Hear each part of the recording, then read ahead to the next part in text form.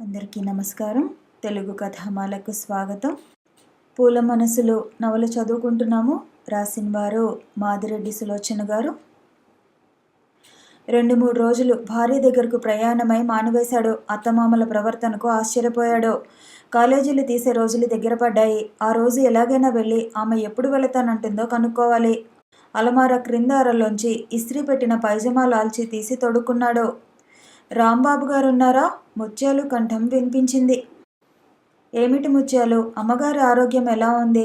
కాస్త నయమైందండి. ఇంకా సూదులు మందులు పుచ్చుకోవాలట. పట్నం వెళ్ళిపోయారు. అమ్మాయి గారు కూడా వెళ్ళిపోయారు. అక్కడే ఉండి చదువుకుంటుందట. రామ్ కనుబొమ్మలు ముడిపడ్డాయి. చెప్పిపోయే తీరిక కూడా లేదా ముత్యాలు? నాకేం తెలుసు బాబు, ఇప్పుడు పెద్దబాబు గారు చెప్పమంటే వచ్చాను. అందితే జుట్టు అందకుంటే కాళ్ళని మీ బాబుగారు లాంటి వారిని చూచే అన్నారు కాబోలు. మొన్న కూతుర్ని గురించి ఆందోళన పడుతూ వచ్చిన మనిషి ఈరోజు రాలేకపోయాడా? సరే వెళ్ళు, నువ్వేం చేస్తావు అన్నాడు. అతను నెమ్మదిగా అన్నా. అతని కంఠంలో కోపం జీరధ్వనించాయి. ముత్యాలు వెళ్ళిపోయాడు. అశాంతిగా కూర్చుని బల్ల మీద పడిన నోటుబుక్స్తో ఇల్లు కట్టడం మొదలుపెట్టాడు. అలా కడుతూ ఉంటే కూలిపోతున్నాయి. గాలి తరంగాలు నిలవనీయటం లేదు. వడ్డించమంటారా? లక్ష్మి వచ్చి అడిగింది. వద్దు, నువ్వు వెళ్ళిపో. ఆకలేనప్పుడు తాత పెడతాడు. మరేం మాట్లాడక ఆమె వెళ్ళిపోయింది. మరో గంట గడిచినా రామ్ లేవలేదు. కాగితపు ముక్కలతో కట్టిన ఇల్లు గాలికి కూలిపోతుంది బాబు. ఎన్నిసార్లు ప్రయత్నిస్తారు? భోంచేద్దురు పదండి. తాత మాటల్లో ఎంతో అర్థం స్ఫురించింది. తను రాజశ్రీని ప్రేమించడము అంతేనేమో. ఆమె కాగితం ముక్క ఎటు గాలి వీస్తే అటు పోతుందా?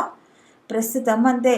పోయిన ఏడు తన వారిని చూడనని పందెంగా తనను వెర్రివాడిని చేసి చదివింది. ఈ ఏడు వారిలో కలవగానే మాట మాత్రం కూడా చెప్పక వెళ్ళిపోయింది. ఆమె తప్పు కాదు, ఆమెను అర్థం చేసుకోలేకపోవటం తప్పు. ఆమె రంగురంగుల కాగితపు ముక్క, గాలి ఎటు వీస్తే అటు ఎగిరిపోతుంది. అన్నానికి లేవండి బాబు, తాత పిలిచాడు. ఆకలి లేదు తాత, ప్రొద్దుపోయింది, వెళ్ళి పడుకో. తాత వెళ్ళిపోయాడు. కాసేపటికి అతని గొంతు బయటకు వినిపిస్తోంది. ఎంత హుషారుగా ఉండేవాడు. ఒక్కోసారి అన్నం తిని ఇంకేమైనా చేసి పెట్టమని అడిగేవాడు. ఏమైందో బాబు, ఎందుకు వచ్చిన పెళ్ళిది? తిండి తినడం లేదు, సరిగ్గా ఏ పని చేయరు. ఈయన తాపత్రయం గాని ఆమెకు కించిత్ బాధ బాధ్యత లేదు. అక్కడే పొరపాటు పడ్డావు తాత. 4 తన్ని వండి పెట్టమని ఇంట్లో పడేస్తే పడి ఉండదు. ఆదర్శవంతంగా ఉందామంటే ఆమె ఈయననే ఎదురు దెబ్బతీసింది. అసలు ఆడవారిని నమ్మొద్దు. రెండవ గొంతు కొండయ్యది. మరో 5 నిమిషాల్లో లోపలికి వచ్చాడు. ఏమిటి కొండయ్య, ఉపన్యాసం ఇస్తున్నావే? బలవంతంగా నవ్వాడు. సహవాస దోషమండి బాబు.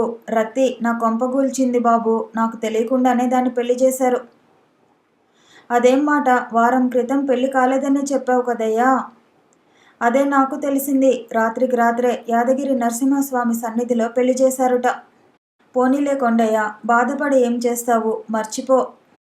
మర్చిపోకపోతే మీలా వెంటబడి తిరుగుతానా బాబు? దాని అమ్మలాంటి దాన్ని మరో దాన్ని చేసుకుంటాను. రామ్కు కోపం తెప్పించాలని అన్నాడు. కానీ ఆయన నవ్వుతూ, అమ్మలాంటిది వద్దులే, బామ్మలాంటి దాన్ని చేసుకో. అనుభవం నేర్చి ఉంటుంది. నీకేం బాధ ఉండదు. మీకు నవ్వులాటగా ఉంది. నా హృదయం మండిపోతుంది. మీ మామగారి ప్రవర్తన విన్నప్పటి నుండి మరీ మండిపోతోంది. అసహనంగా చేతులు నలుపుకోసాగాడు. పరిస్థితులకు తలవంచాల్సిందే కొండయ్య. మన కథలు గాథలు అన్నీ అదే విషయం చాటి చెప్తున్నాయి. ఆవేశపడకు. అతని భుజం తట్టాడు. కథలు గాథలు ఏట్లో గలవని. మనకు సుఖాన్నివ్వని నీతులను ఎందుకు పాటించాలి? మొన్న నీ జబ్బుకు మందులు వాడావు. రుచికరంగా అనిపించాయా మందులు? తూ, వాటి సంగతి ఇప్పుడెందుకు? విషంలా ఉన్నాయి. అంత విషంలా ఉండి రుచి లేకపోయినా ఎందుకు మృంగావు?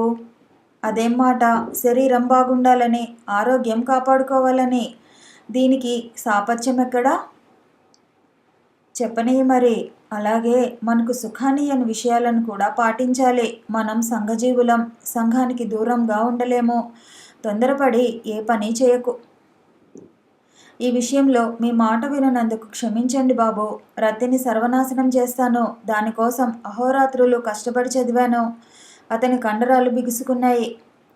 నా మాట వినుకొండయ్యా. అలాంటి పొరపాటు నేను చేసే చింతిస్తున్నాను. ఆ బాధ చెప్పుకోలేనిది. చెప్పుకున్న అవహేళన చేస్తారు. ఇష్టం లేని స్త్రీ జోలికి పోవద్దు. అనుభవంతో చెబుతున్నాను. మీ కథ కొంతవరకు నాకు తెలుసు. అంత ఆమెకి ఇష్టం లేనప్పుడు మీరెందుకు బాధపడాలి? రేపే విడాకులు ఇచ్చి వేరే వివాహం చేసుకోండి అన్నాడు ఆవేశంగా. నాకు నీతులు చెప్తావు, రత్తమ్మను నాశనం చేస్తానంటావేమిటి? ఆ మాట మర్చిపో. నువ్వు మర్చిపోవటము తేలికే. వివాహము కాలేదు. మా ఇద్దరి మధ్య ఉన్న బంధము అతి మధురమైంది, విడదీయరానిది.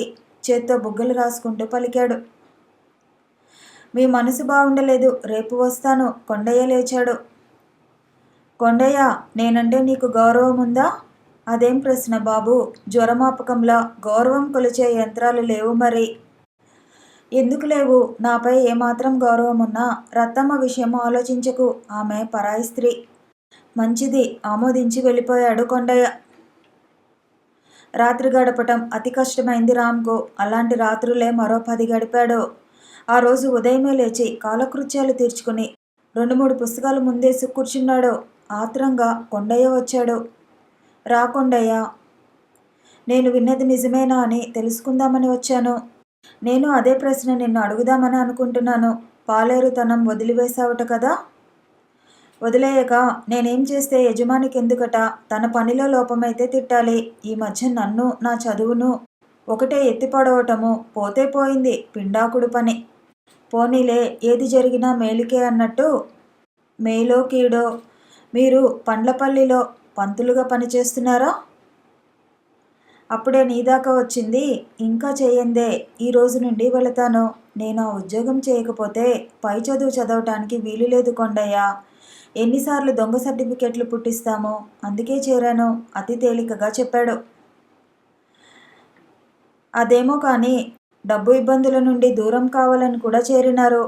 ఇంట్లో కూర్చుంటే డబ్బులొచ్చే పొలం అమ్మారు. గతించిన దానికి చింతించడం దేనికి? డబ్బు ఇబ్బందులు కొన్ని ఉన్నాయనుకో. ఉన్న పొలం నువ్వు కౌలుకు చేసుకో. నీకు న్యాయమని తోచింది నీకు సరిపడగా మిగిలింది నాకివ్వు. బాబూ, కొండయ్య సంతోషానికి మితిలేదు. అవును కొండయ్య, నాకిచ్చే జీతం నాకు చాలు. ఎవరిని బ్రతికించాలి గనుక? మీరు ప్రయత్నం చేస్తే ఈ ఊరిలోనే వచ్చేది కదా. హెడ్ మాస్టర్ మీ మాట వింటారు. నాకు అది ఇష్టం లేదు. నేను స్వతంత్రుడని కాను, గోపాలరాజు అల్లుడిని అన్నాడు వ్యంగ్యంగా. అయితే ఈ ఊరిలో పని చేయకూడదా? కూడదు. అతని గౌరవానికి భంగం.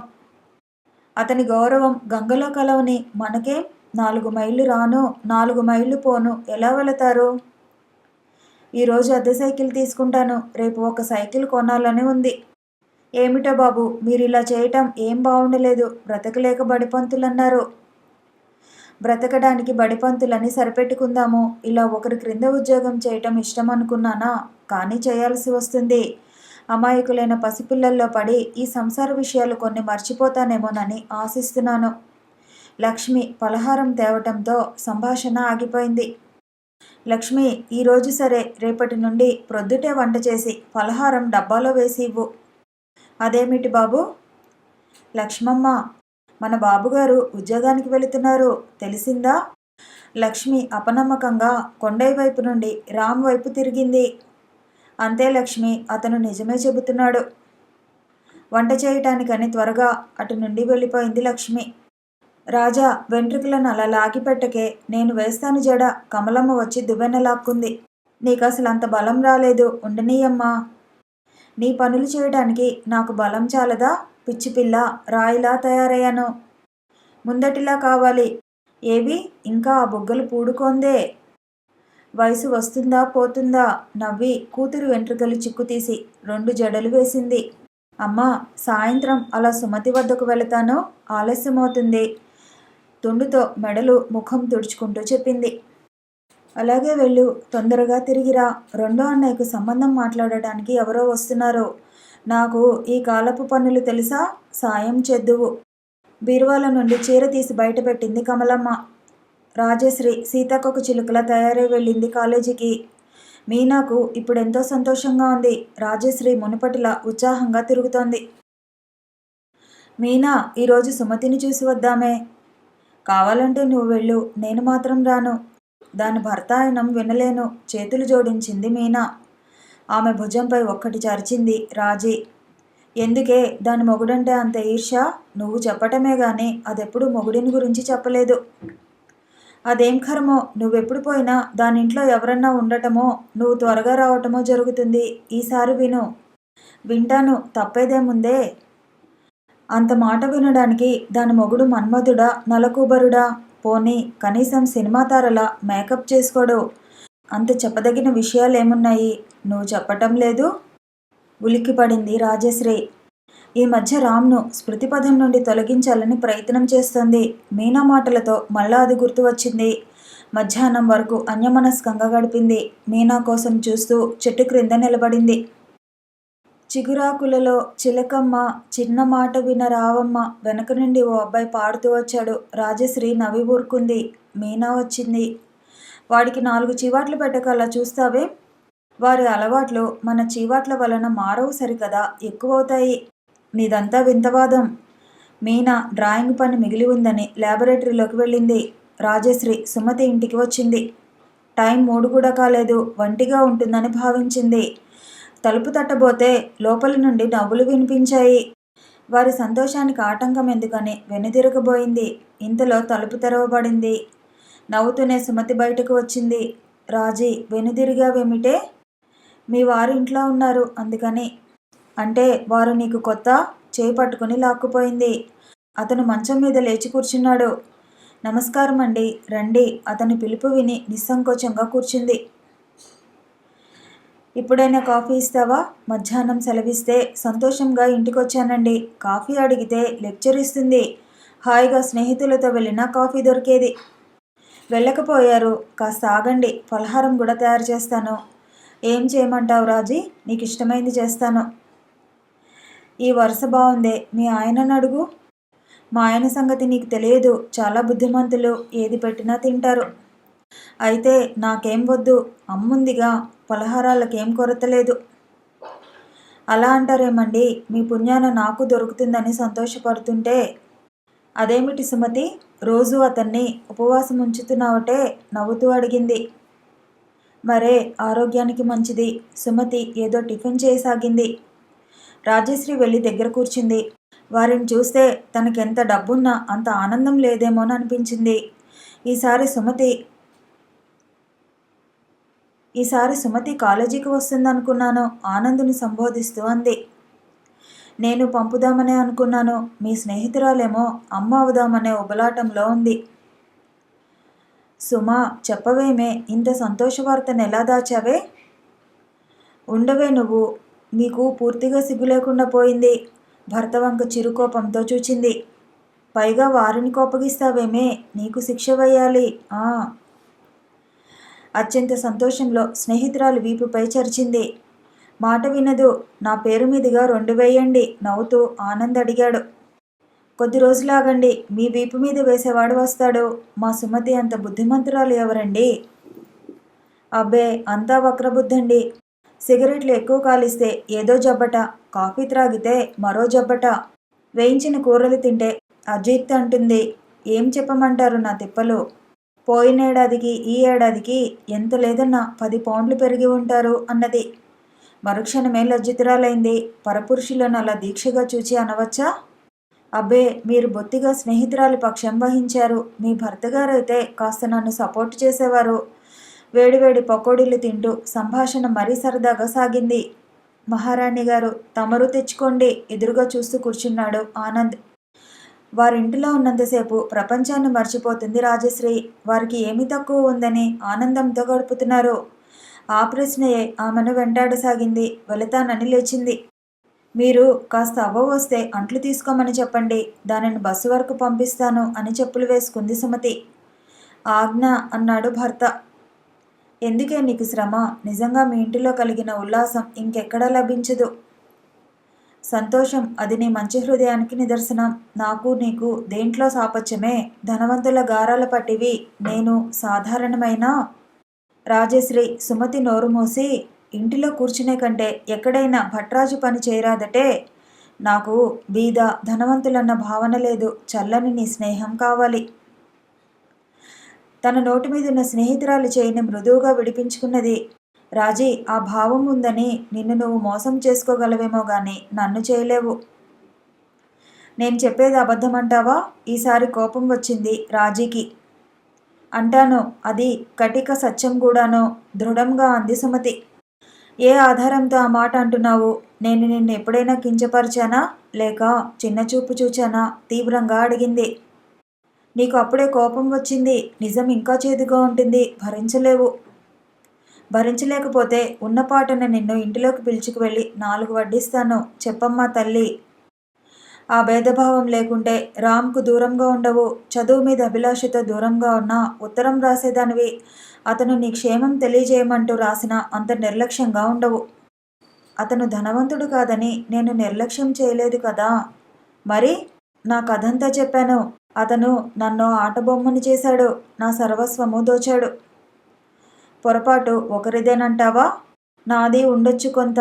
అంతా నాది మాత్రం కాదు, రాజశ్రీ అన్నది. కొంత అతనిది, మిగిలినదంతా నీదే సుమా. అతనిని అంత ద్వేషించేదానివి అతని డబ్బుతో ఎలా చదివావు? డబ్బుందని ఇష్టం వచ్చినట్టు ప్రవర్తించకు రాజీ. సుమా, అంత గట్టిగా ఎందుకు అరుస్తావు? నేను మొదటే చెప్పాను, నిజం ఎదుర్కొనేందుకు నీకు శక్తి చాలదని. నీ ఆంతర్యం ఏమిటో నీకు తెలియకుండా ఉంది. నీ అంతట నీవే బొమ్మవై ఇష్టం వచ్చిన దిక్కు వంగుతున్నావు. సుమా, వద్దు, నువ్వలా అనకే అన్నడిగింది బాధగా. నేను ఒక్కదాన్నే అంటే అలా బాధపడుతున్నావు. అవకాశం దొరికితే సరి, అందరూ అంటారు. అప్పుడేం చేస్తావు? నువ్వు నాతో మీనాతో చెప్పావు మగవారి గుణాలు చిత్రంగా ఉంటాయని. ఎన్నోసార్లు నోటి వరకు వచ్చి నీ విషయాలు పూర్తిగా ఆయనతో కూడా చెప్పలేదు. మీనా అందరితో చెప్పింది. ఈ మధ్య ఎప్పుడైనా దాని అన్న మీ ఇంటికి వచ్చాడా? 1-2 సార్లు వచ్చాడు. అతను నీకెలా పరిచయమే? ఆ ప్రశ్న ఇంకెవరడిగినా దవడ పళ్ళు రాలగొట్టేది. మొదటి నుండి అందరిలో సుమతి అంటే గౌరవము. మీనా ద్వారానే. మొన్న కూడా అదేదో పుస్తకాలు ఇమ్మందని వచ్చాడు. కాఫీ ఇచ్చి పంపాను. ఏం, ఎందుకలా అడిగావు? చెప్తాను గాని ఒక్క మాట ఇవ్వగలవా? తప్పక ఆత్రంగా చూచింది. అయితే నీ జాగ్రత్తలో నువ్వుండు. ఎవరితో పోట్లాడవద్దు. చాలా రోజులైందని మీనా ఇంటికి వెళ్ళాను. మీనాకు నిజమైన ఆదర్శప్రాయమైన స్నేహితురాలివి నువ్వు అంటూ ఏమేమో పొగిడింది. వాళ్ళమ్మ తర్వాత, ఆ పిల్ల చూడమ్మా, ఊరిలో చెడిపోయి పెళ్లి చేసుకుని వాడిని వదిలి ఇప్పుడు పరాయి మగవాళ్ళ వెంటబడింది. నాకొకటే భయంగా ఉంది, మా వాడు దాని వలలో పడతాడేమోనని. ఒకటే పోకడా దానింటికి అన్నది. చెంప పగలగొట్టాలనిపించింది పెద్ద ఆవిడ. నిజమా సుమా? రాజశ్రీ పచ్చని ముఖపు రంగు నల్లగా మారింది. అబద్ధం ఎందుకు చెప్తాను రాజీ? నువ్వు నన్ను అపార్థం చేసుకోవచ్చునని చెప్పాను. ఈ విషయంలో మీనా పొరపాటేం లేదనుకో. నీ విషయాలు వెల్లడించడం తప్ప. ఎంత నీచంగా అర్థం చేసుకున్నారు సుమా. అదే చెప్తున్నాను, లోకాన్ని అర్థం చేసుకో రాజీ. సుఖమయ జీవితానికి డబ్బు కావాలి, కానీ అదే జీవితాలను మలవదు. అతను నిన్ను అమితంగా ప్రేమిస్తాడు, ఆరాధిస్తాడని చెప్పావు. అంతకంటే ఏం కావాలి? ఆ వివాహం కానట్టయితే పోనిమ్మని నీకు తగిన వాణ్ణి చేసుకుంటా, పర్వాలేదు. ఇప్పుడు నీకిది అసాధ్యం. నా మాటలు అన్యదా భావించకు. నీ శుభాకాంక్షిని అన్న మాట మర్చిపోకు. రాజీ మౌనం వహించింది. బస్సు అప్పుడే వెళ్ళిపోయిందని చెప్పారు. రిక్షా వేసుకుని వెళ్ళిపోయింది. గాఢంగా నిట్టూర్చి ఇంటిదారి పట్టింది సుమతి. రాజశ్రీ రిక్షా దిగేసరికి ఇంటి ముందు చిన్న కారు, దాన్ని పరీక్షిస్తూ ప్రసాదు, ఇంకో యువకుడు కనిపించారు. రాజీ, ఎలా ఉందే కారు? నాన్నగారు కొనమని చెప్పారు. సంతోషం పట్టలేకపోతున్నాడు. చాలా బాగుంది, ముక్తసరిగా జవాబిచ్చి లోపలికి వెళ్ళింది. ప్రసాదు వెనకాలే వెళ్ళాడు. ఒంట్లో బాగుండలేదా? ముఖం అలా అయిందే? అవునన్నయ్య, కాస్త తలనొప్పి. నాకు తెలుసు నీకెందుకో తలనొప్పి. వెధవ బస్సులు టైంకి రావు. నిలబడి తలనొప్పి వస్తుంది. రేపటి నుండి మనిద్దరిదే కారు. నాన్నగారు ఇప్పుడే అలా వెళ్ళారు. నీ తలనొప్పి తగ్గాక కారును చూద్దువుగానిలే. ప్రసాద్ బయటికి వెళ్ళిపోయాడు. రాజశ్రీ లోపలికి తొంగి చూచింది. వంట మనిషి సహాయంతో పలహారాలు చేస్తోంది కమలమ్మ. వెళ్ళి గదిలో పడుకుంది. 6 గంటల ప్రాంతంలో ఆమె పని తెమిలింది. ప్రసాద్, చెల్లాయిని తీసుకురా, సుమతి ఇంటిలో ఉంటానంది. ఎప్పుడు చెప్పింది? ఆశ్చర్యంగా తల్లి వంక చూచాడు. ప్రొద్దున వెళ్ళేటప్పుడే చెప్పింది. త్వరగా రమ్మన్నాను. నీకు తెలియదా, అది 5 గంటలకే వచ్చింది, తలనొప్పి అని గదిలోకి పోయింది. కమలమ్మ గదిలోకి వెళ్ళి దీపం వేసింది. పైకప్పు వంక చూస్తున్న రాజశ్రీ వెలుగును భరించలేక కళ్ళు మూసుకుంది. రాజీ ఎలా ఉంది? ఆదుర్దాగా తల మీద చేయివేసింది. ఇప్పుడు తగ్గిపోయిందమ్మా. బంధువులెవరో వస్తారన్నావు, వచ్చారా? రాత్రికి వస్తామని కబురు చేశారు. అమృతాంజనం రాయనా? వద్దమ్మా, తగ్గిందన్నాను కదా. లేచి ముఖం కడిగి ముస్తాబైంది. తండ్రి, బంధువులు వచ్చారు. ఎన్నో విషయాలు జరిగాయి. ఒకటి ఆమె చెవిలో దూరలేదు. సుమతి మాటలే చెవుల్లో ధ్వనిస్తున్నాయి. అడిగిన దానికి ఆ ఊ అంటూ జవాబు ఇచ్చింది. అందరూ వెళ్ళిపోయారు. రాత్రి 10 గంటలయ్యాక కూతురికి హార్లిక్స్ తీసుకుని వచ్చింది కమలమ్మ. వాళ్ళేమన్నారమ్మా? గ్లాస్ అందుకుంటూ అడిగింది. ఎవరే? ఈసారి వింతగా చూచింది తల్లి. అదే అన్నయ్యకు పిల్లనిస్తామని వచ్చిన బంధువులు, స్నేహితులు. ఏం వింత పిల్లవే? నాకేం అర్థం కాలేదు. అంత అర్థం కాని భాషలో ఏం మాట్లాడాం? అన్నయ్యను పిలుచుకొని అమ్మాయిని చూడడానికి రమ్మన్నారు. అమ్మాయి నచ్చితే 30,000 కట్నం, లాంఛనాలు జరుపుతామన్నారు. అట్లాగా దుప్పటి ముసుగు పెట్టింది రాజశ్రీ. రెండవ రోజు ఉదయమే లేచి బయటికి వద్దామని చూచింది. తల్లి తండ్రి మాటలు వినిపించాయి. చాలా తొందరపడ్డావు కమల. ఆ రోజే వాడిని షూట్ చేసినా ఎవరూ అడిగేవారు కాదు. రాముని గురించి అని తెలవగానే ఆమె హృదయం కంపించసాగింది. మీరు ఏదీ తెలుసుకొనివ్వలేదు. మన పరువు ప్రతిష్టలకు సంబంధించిన విషయం చదివిస్తాం, రమ్మనలేకపోయారా? ఇక అలాంటి అర్థింపులేం చేయదలుచుకోలేదు. అమ్మాయి ప్రేమించిన వాడని అసలు విషయం తెలియక గౌరవించాను. అతడు గుణవంతుడా అంటే అదీ లేదు. మొగుడు వదిలిన దాన్ని వంట మనిషిగా, ఇంటి మనిషిని చేశాడు. ఇప్పుడు ఎవరితో మంగట దాన్ని ఇంట్లో తెచ్చిపెట్టుకున్నాడు. నిజమా? తెలిసి ఎలా ఊరుకున్నారండి? ఏం చేయను, ఆ పల్లె జనం ఇతని తీయని మాటలకు చేతలకు మురిసిపోతారు. దాన్ని మారుటి తల్లి బాధలు పెడితే ఆదుకోవడానికి ఈయనే మొనగాడా? ఇక ఎవరూ లేరా? చదువు పెరిట ఇంకా చాలామంది వస్తారు. ఏ మాట కామాటే అనుకోవాలండి. అలాంటి నీచపు పనులు చేసేవాడులా అనిపించడు. మన పట్ల చేసిన అన్యాయం నీచపు పని కాదా? పోనీలే, అతని మంచి చెడ్డలతో మనకేం పని? అతనితో బాంధవ్యాలు త్రెంచుకోవాలని చూస్తున్నాను. అదంత సులువా? మొదటే తొందరపడ్డాము. ఆ మాటే నేను 10 సార్లు అనుకొని చింతించాను. నిన్న వచ్చిన పెద్ద మనిషి మేనల్లుడున్నాడు. అతను లండన్లో PhD చేసి వచ్చాడు. అతను విశాల భావాలు కలవాడుట. మనం నిజం చెప్పినా ఒప్పుకోవచ్చునని అన్నాడు. కానీ ఒక్కటే లోపం. అది అంతగా వినతగింది కాదనుకో. ఏమిటండి? బీదవారు కాదు కదా? కాదు, మనల్ని కొనేంత డబ్బుంది. అతని మొదటి భార్య చనిపోయింది. ఒక అమ్మాయి ఉందిట. ఆ పిల్ల మాతామహుల వద్దే ఉంటుంది. అదేమంత పెద్ద సమస్య కాదు. రెండో పెళ్లివాడిగా. అయినా దానికి మళ్ళీ పెళ్లి చేయడానికి నా మనసు అంగీకరించడం లేదు. ఇద్దరికీ ఇష్టమైతే కలిసి ఉంటారు. లేదా చదువుకుని ఉద్యోగం చేస్తూ మన కళ్ళ ముందే ఉంటుంది. చాలే తెలివి. నీ కూతురిది రెండో పెళ్ళేగా. వాడంటే దానికి అసలు ఇష్టం లేదు. పల్లెటూరులో పడి చచ్చాం. మొన్న ఆ పెద్ద మనిషి చెప్పే విషయాలు వింటుంటే నోరు వెళ్ళబెట్టాను. వేరే దేశాలలో ఇష్టం లేని పెళ్ళి వెంటనే విచ్చిత్తు చేసుకుంటారట. అదక్కడ వారి సాంఘిక మర్యాదనేమో. నీవు ఈ మర్యాదలు మంచి అని పట్టుకు ప్రాకిలాడినంతసేపు చీకటిలోనే ఉంటావు. మొదటే నీ మాట విని పశ్చాత్తాపపడుతున్నాను. ఇక ఎవరి మాట వినను అన్నాడు దృఢంగా. కమలమ్మకంతగా రుచించకపోయినా కూతురి సంతోషం చూడాలనే కాంక్ష మాత్రం ఉంది. మానవ నైజం భలే చిత్రం.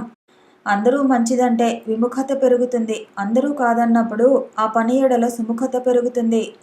రాజశ్రీ అలాంటి నైజం కలదే. అందరూ సాంఘిక మర్యాదలు, కుటుంబ గౌరవం, భారత నారీత్వము అన్నప్పుడు మొండిగా వాటిని ఎదిరించాలని ప్రయత్నించింది. ఇప్పుడు తండ్రి రామ్ ఎడల విముఖత ప్రదర్శించగానే ఆమె హృదయంలో ఒక మూల అతని కోసం స్థానం ఏర్పడింది. మంగ వచ్చి అతనితో ఉంటుందనగానే ఒక విధమైన ఈర్ష్య జనించసాగింది. దానికి తోడు సుమతితో జరిపిన సంభాషణ పదే పదే గుర్తుకు రాసాగింది. అశాంతికి నిలయమైపోయింది ఆమె మెదడు. ఏం చేయాలో తోచలేదు. తల్లి వచ్చి పిలిచే వరకు శయ్య మీదే ఉండిపోయింది. దినము రాత్రి ఒకటే ఆలోచనలు. ఒకవైపు ప్రపంచంలోని సుఖాలన్నీ నిల్చున్నాయి. రెండో వైపు భర్త నిల్చున్నాడు. మానసము ఒక త్రాసు అయింది. ఎటూ మ్రొగ్గలేకపోతోంది. ఏమైంది రాజా? ఇన్నాళ్ళ నుండి చక్కగా తిరిగావు, మళ్ళా ఏదో కోల్పోయినట్టు ఎటో చూస్తూ గడుపుతావు? నాతో చెప్పమ్మా, కమలమ్మ కూతుర్ని దగ్గరకు తీసుకుని అడిగింది. ఏమీ లేదే. అమ్మా, అన్నయ్యకు అమ్మాయిని చూడ్డానికి ఎప్పుడు పెడుతున్నారే? మాట తప్పించాలని చూచింది. కానీ మాట తప్పలేదు. కమలమ్మ ఊహలకు స్వరూపం ఏర్పడటానికి సహాయపడింది. అన్న పెళ్లి తలుచుకుని తన పెళ్లి తలుచుకుని బాధపడుతుందని భావించింది. రాజా, డబ్బున్నప్పుడు ఎన్ని పనులైనా చేయొచ్చు, మనకది ఉంది. చింత దేనికమ్మా? మీ నాన్నగారు అన్ని ఏర్పాట్లు చేస్తారు. నువ్వు నిశ్చింతగా చదువుకో తల్లి. ఏం ఏర్పాట్లమ్మా? ఏమీ తెలియనట్టు అడిగింది. నీ సుఖ సంతోషాలకే. లేచింది. ఆమె మనసులోని శాంతి ఒకరి ఓదార్పుతో వస్తుందా? యాంత్రికంగా కాలేజీకి వెళుతుంది, వస్తుంది. ఆ రోజు కాలేజీకి వెళ్ళింది. మగపిల్లలంతా ఆటలు ఆడుతున్నారు.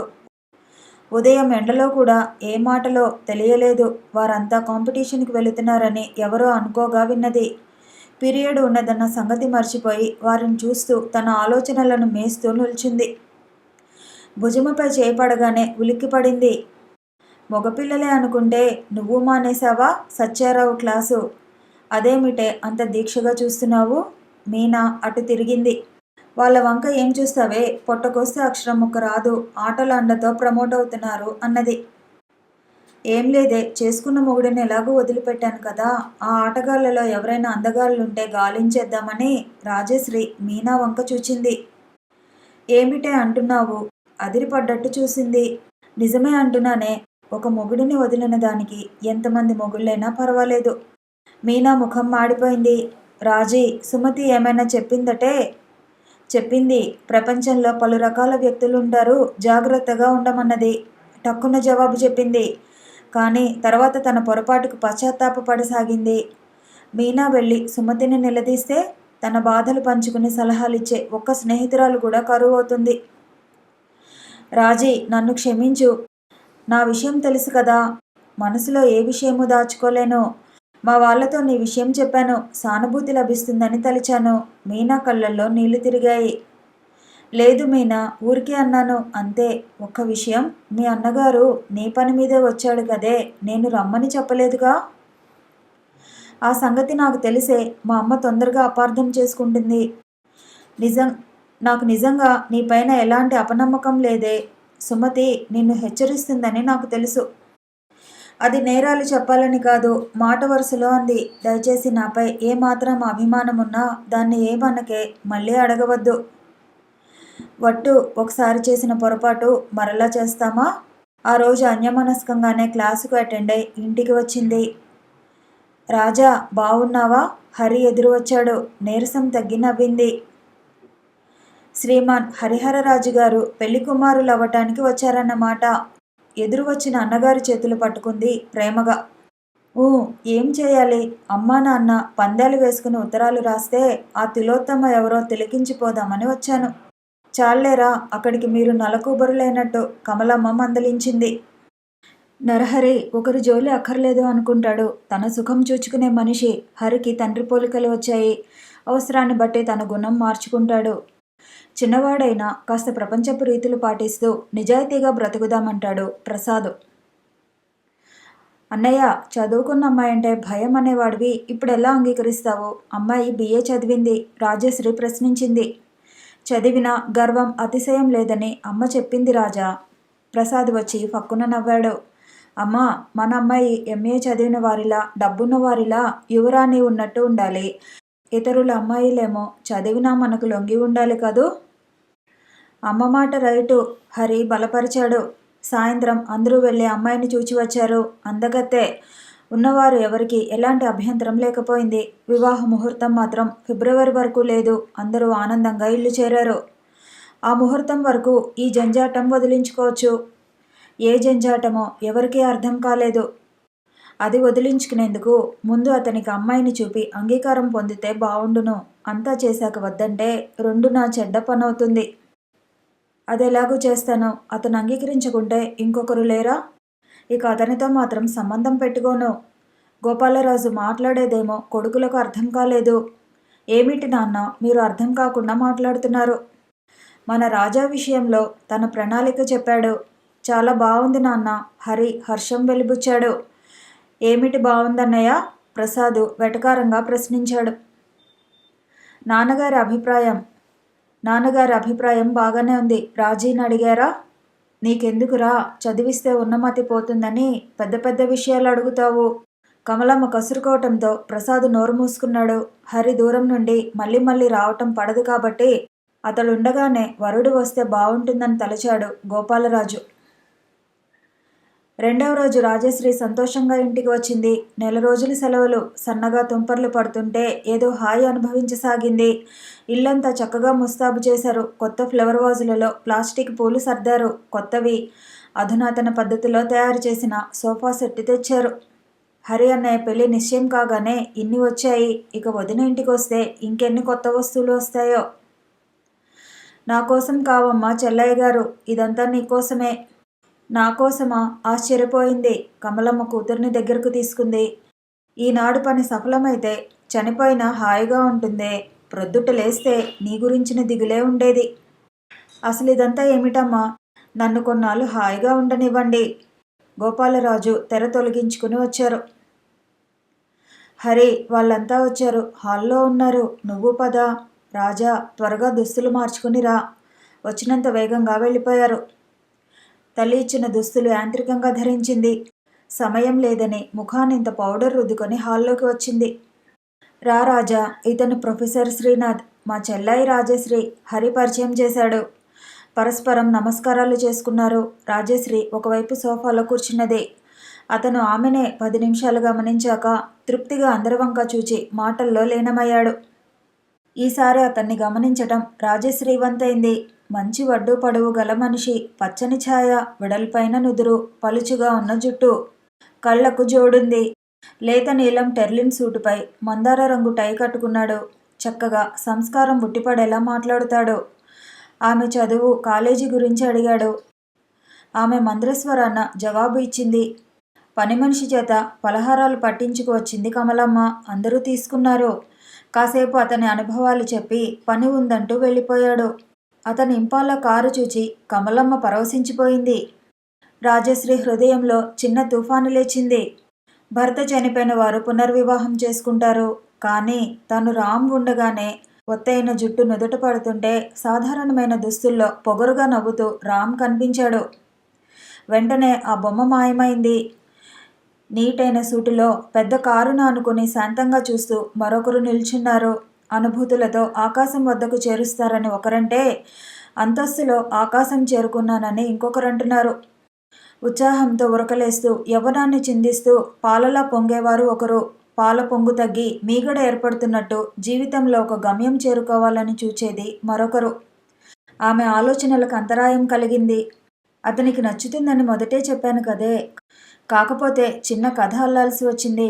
మనమంతా ఓ నిర్ణయానికి వచ్చాక ఆ కథను అందరూ ఒకే విధంగా చెప్పాలి. ఏమిటండి ఆ కథ? కుతూహలంగా అడిగింది కమలమ్మ. అతను అడిగాడు, భర్త బ్రతికుండగానే వివాహం ఎందుకు చేస్తున్నారని. ఆదర్శప్రాయంగా పేదవాడైనా సరే అమ్మాయి మాకు దగ్గరగా ఉంటుందని వివాహం చేశాము. కానీ అతను సంసారానికి అయోగ్యుడు. రాజశ్రీ వీపు చెల్లుమన్నట్టయింది. అది నిజమా?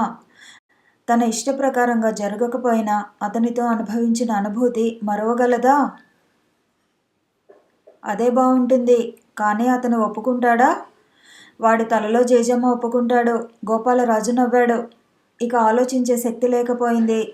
రాజశ్రీ నెమ్మదిగా లేచి బీరువా వద్దకు వెళ్ళింది. తల్లికి జబ్బుగా ఉన్నప్పుడు అవసరమైతే ఇవ్వమని ఇచ్చిన నిద్రమాత్రలు తీసి ఒకటి నోట్లో వేసుకుని నీళ్లు త్రాగింది. నెమ్మదిగా వచ్చి సయ్యజేరింది. 9 గంటలైంది, లేవరాదు? పడుకోనివ్వండి. నిన్న మొన్న కాలేజీ అంటూ హడావుడిగా 6 గంటలకే లేచేది పిచ్చిపిల్ల.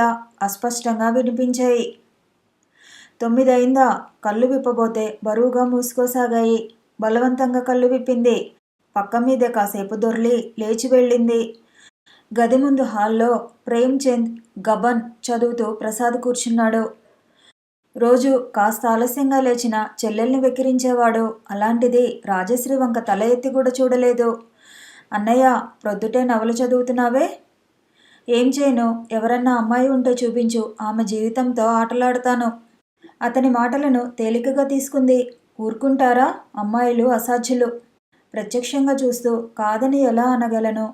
మనకి కావలసినంత డబ్బుంది. బీద అమ్మాయి అయితే పర్వాలేదు, మనం ఆడించినట్టు ఆడుతుంది. అన్నయ్య! రాజశ్రీ వణికిపోయింది. తననే దెప్పుతున్నాడు. అరుపులతో అందరినీ భయపెట్టలేవు, ఆ సంగతి తెలుసుకో. ఏమిట్రా పొద్దున్నే దాంతో వాదం వేసుకున్నావు? బయటికి వెళ్ళిన గోపాలరాజు తిరిగి వచ్చాడు. ఏం లేదు నాన్న, ఏదో నవల గురించి. ప్రసాద్ తప్పించాడు. ఆమె తన ముఖం తండ్రికి చూపకూడదని త్వరగా అటు నుండి బాత్రూంలో దూరింది. హరిని సాగనంపడానికి అందరూ నాంపల్లి స్టేషన్కి వెళ్లారు. అక్కడ ప్రొఫెసర్ శ్రీనాథ్ కనిపించాడు. అతను హరికి వీడ్కోలు ఇవ్వడానికి వచ్చాడని తెలిసింది. హరి వెళ్ళిపోయాడు. రండి మా ఇంటికి, ఇల్లు చూద్దురుగాని శ్రీనాథ్ పిలిచాడు. నేను చూచాను కదండి. గోపాలరాజు మొహమాట పడ్డాడు. మీ అమ్మాయి చూడలేదు కదా, ఒకసారి చూస్తే మంచిది. అయితే అమ్మాయి అబ్బాయి వస్తారు. ప్రసాద్ అప్పటికే ప్రసాద్ కారులో కూర్చున్నాడు. నాన్న, మిమ్మల్ని ఇంటి వద్ద దింపి నేను పని మీద ఒక చోటుకి వెళ్ళాలి. చాలా తొందర పని. గోపాలరాజు ఇరకాటంలో పడ్డాడు. ఒక్కదాన్ని అతనితో పంపాలా వద్దా అని. పంపకపోతే అతను అపార్థం చేసుకుంటాడని తలిచాడు. అమ్మాయి వస్తుంది, వచ్చేటప్పుడు ఒంటిదవుతుందేమో. మీరు భలేవారండి. ఆమెను ఒంటరిగా పంపే అంత నిర్దయుడునా? మీరు నిర్దయులని కాదు, మీకు శ్రమ అని అనుకుంటున్నారు వారు. వెంటనే కమలమ్మ అందుకుంది. శ్రమేముందండి, రండి. రాజశ్రీ వెళ్ళి కారులో అతని ప్రక్కన కూర్చుంది. అప్రయత్నంగా అన్నవంక చూచింది. అతను అసహ్యంతో ముఖం తిప్పుకున్నాడు. 2 కార్లు 2 దారులు పట్టాయి. కథ కొనసాగుతుంది. మళ్ళీ కలుసుకుందాము. ఈ వీడియో నచ్చితే లైక్ చేయండి, షేర్ చేయండి, కామెంట్ చేయండి, ఛానల్ని సబ్స్క్రైబ్ చేయండి.